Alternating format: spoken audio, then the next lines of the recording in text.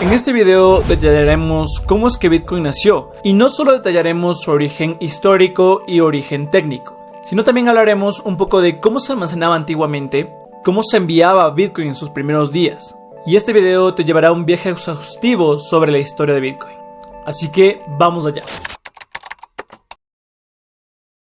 Bitcoin nació en respuesta a la crisis de 2008, exponiendo las malas prácticas financieras tanto de bancos como malas prácticas monetarias de los países. Así es como el 31 de octubre de 2008, Satoshi Nakamoto lanza el white paper de Bitcoin, titulado Bitcoin, a Peer-to-Peer Electronic Cash System.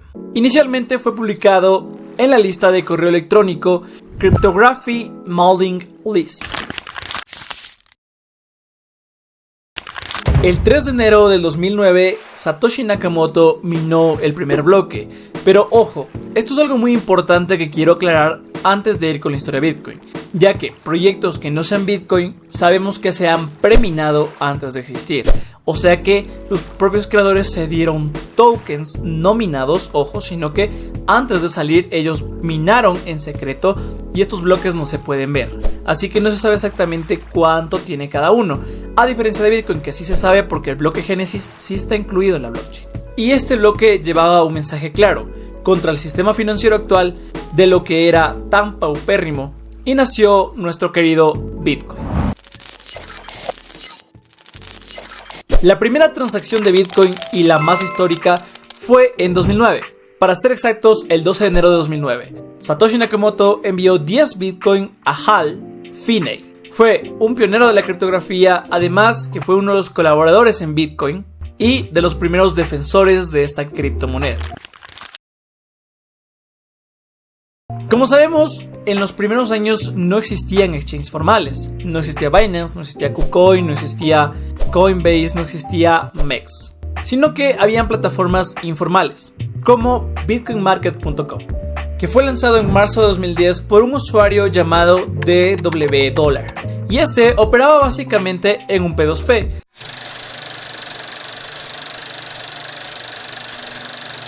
Entre dos personas se ponen de acuerdo para hacer un intercambio. En este caso, yo con Bitcoin te lo vendo y tú me das dinero fiat o USDT, que en ese tiempo no existía, pero tú me dabas fiat a cambio.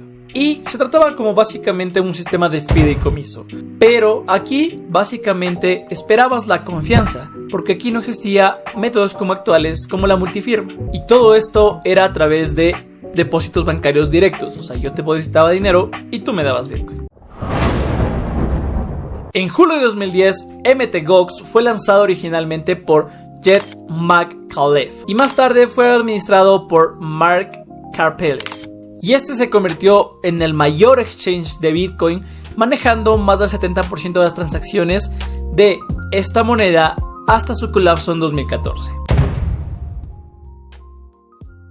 Algo un poco desconocido, pero a la vez esencial de entender, es cómo almacenaban las criptomonedas antes. Claro, porque ahora tenemos estos dispositivos, en este caso una Jade Wallet, una Jade Plus. Pero exactamente cómo almacenaban antes si no existían estos dispositivos. Y cómo fue que por primera vez tenían las claves privadas. Estas, las mismas que permiten el acceso a la gestión de tus Bitcoin. Estos básicamente se almacenaban en archivos simples llamado wallet.dat. Y esto, a diferencia del día de hoy que si lo harías te dirían que estás loco, lo hacían a través de computadoras normales. O sea, este archivo lo guardaban en una computadora. Ahora, intentar hacer eso es prácticamente estar loco, porque te pueden robar de mil y un maneras tus llaves privadas. También le podías guardar en un disco duro externo o en un pendrive, ya que solo era un archivo.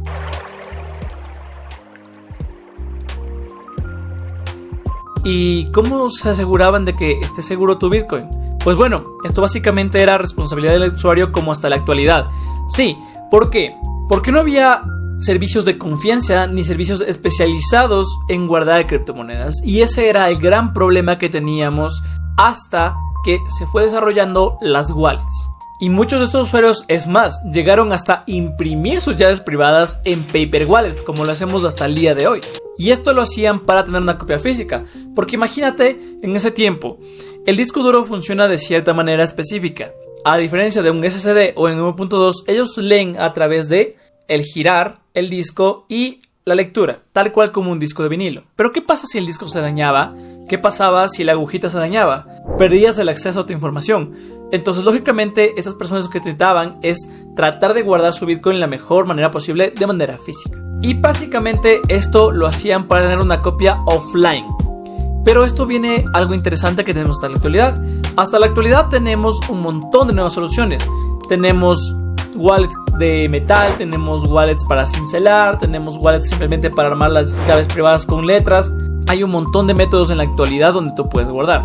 Y gracias a esto viene la primera forma de guardar tus llaves privadas seguramente. ¿Por qué? Porque básicamente nadie te podía hackear un pedazo de papel. Y otros, por ejemplo, mantenían copias cifradas en CD-ROMs o DVDs, ya que estos podían ser formateables si cualquier cosa podía llegar a suceder, y además que eran externos. Al ser externos, simplemente tú sabías dónde lo tenías.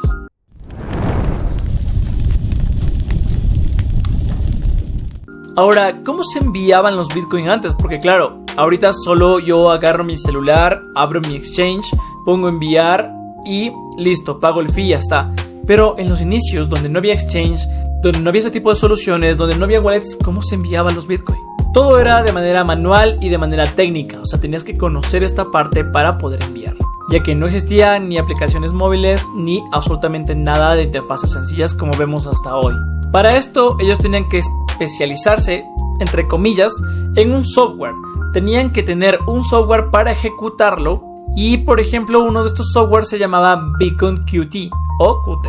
Y básicamente lo malo que tenía esto es que ellos tenían que mantener una copia de la blockchain dentro de su computadora con esto. ¿Cuál es el problema? Que normalmente, por ejemplo, en la actualidad, la blockchain llega a pesar 500 gigabytes, o sea, medio terabyte de memoria. Y aquí viene algo muy gracioso, porque nosotros en la actualidad, cuando nosotros queremos enviar una transacción, simplemente escaneamos el código QR o copiamos la dirección y la pegamos. Y hay que asegurarnos que siempre los 4 dígitos últimos estén bien y los 4 primeros también. Pero ¿qué pasaba antes? Antes tenía que copiar letra por letra la dirección del destinatario. ¿Y cuál era el gran problema con esto? El gran problema era que si te equivocabas en una letra, dile chao a tus Bitcoin. Y estas direcciones eran aún más largas y más complejas que las de ahora. Pero ahora yo solo le doy al botón de enviar. Entonces, ¿cómo se hacía antes? Ya que no existían interfaces, ¿cómo es que yo firmaba la transacción? Una vez que ya introducías la dirección y la cantidad, firmabas la transacción con una clave privada desde el archivo que tú tenías de wallet.data y se enviaba para la red para ser confirmada por los propios mineros. Además que en las primeras etapas no existían soluciones avanzadas como multifirma o direcciones SegWit. Básicamente una dirección SegWit es una Segregate Witness. Y todo esto dependía de la criptografía de la clave pública y la clave privada, lo que implicaba una gran responsabilidad a nivel personal por la propia seguridad de tu dinero. Aquí viene uno de los días más importantes conocidos como el Bitcoin Pizza Day, que obviamente también se sometió a un proceso totalmente complejo para esa época. Contrario a lo que muchos creen, no es como que alguien pidió una pizza y simplemente dijo, bueno, voy a esperar para pagarle en Bitcoin. No fue así la historia como tal, sino que la persona llamada Laszlo Hanyex tuvo que negociar personalmente a través del foro Bitcoin Talk y enviar manualmente los Bitcoin para confiar en recibir sus pizzas. O sea, mucha gente cree que esta historia es que un tipo llegó a su casa con las pizzas y dijo, bueno, te pago en Bitcoin, toma tu Bitcoin y me voy. No, no fue así, sino que negociaron a través de un foro y le envió el Bitcoin y esperó a recibir su pizza.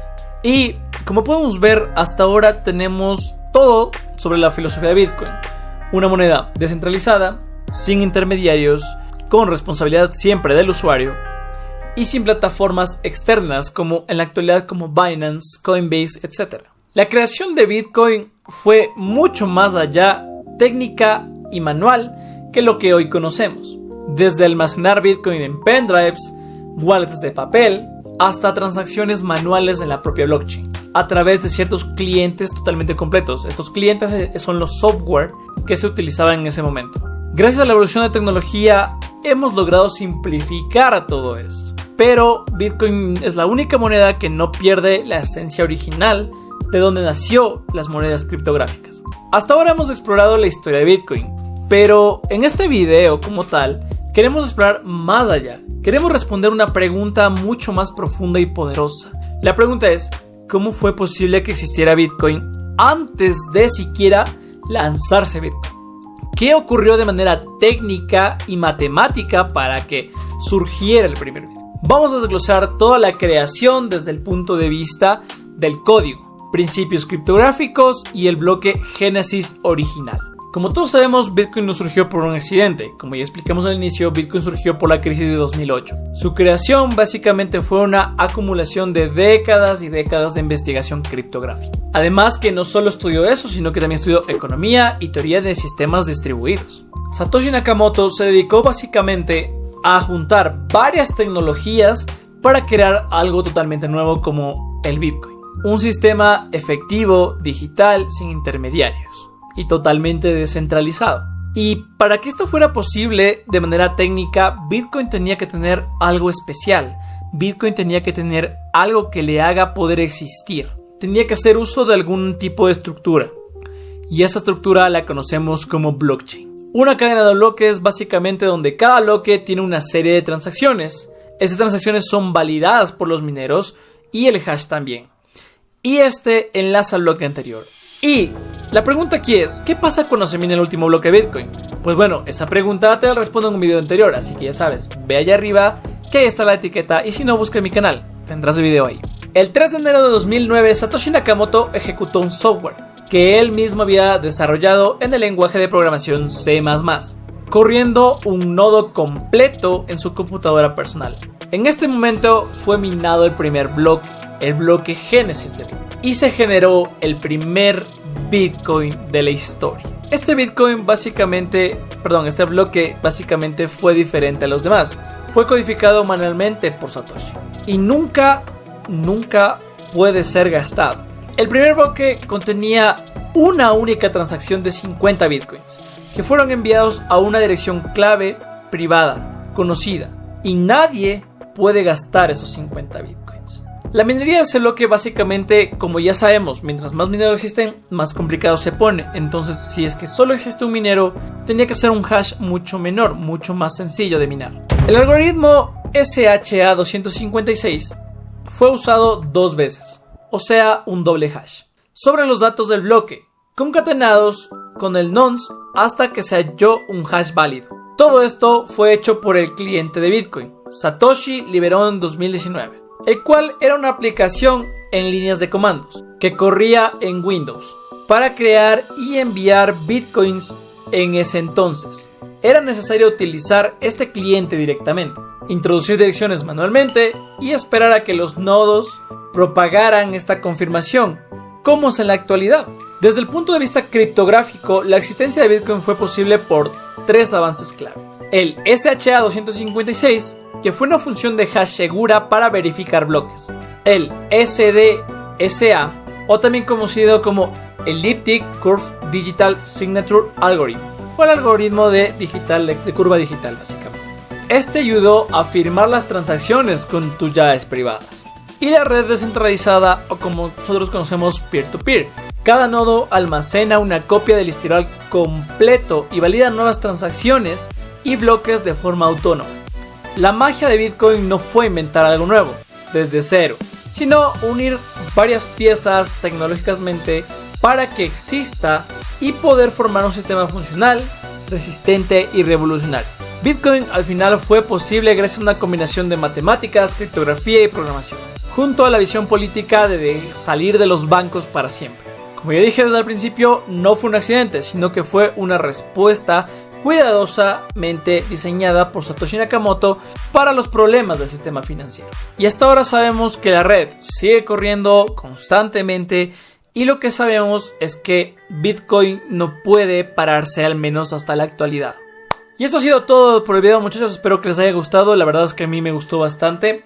Creo que fue un video bastante largo para mí en lo personal, porque llevo casi media hora de grabación, no sé cuánto quedará el video, pero llevo casi media hora de grabación y a mí en lo personal me pareció un video súper interesante. Todo lo que es investigar, el guión lo tengo aquí. Por eso es que en algunas partes del video estaba viendo abajo, porque el guión lo tengo aquí. Y a mí me pareció un video súper interesante, porque hasta cierto punto yo conozco la historia de Bitcoin, pero no la conocía como tal de manera técnica. Y el ponerme a investigar toda esta parte me dio una nueva visión de Bitcoin, más allá de la que ya tenía. Me parece impresionante todo esto, lo que llega a ser Bitcoin. Y yo creo que, bueno, muchas veces puede llegar a ser un futuro financiero, aunque la gente no lo crea, ¿no?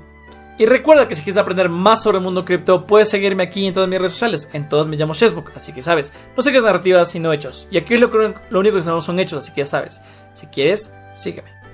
Espera, antes de que te vayas, quiero decirte que oficialmente somos socios de Binex y de MEX. Tendrás los links ahí abajo y recuerda que vamos a estar haciendo un montón de cosas bonitas con estos exchange. En especial con Binex vamos a estar haciendo eventos en Ecuador. Recuerda que es el patrocinador del Chelsea. Y ya sabes que si quieres tener $10 de subsidio para comprar cripto, cualquier tipo de cripto, podrás hacerlo a través de mi link. Así que no sé qué esperas y regístrate ya.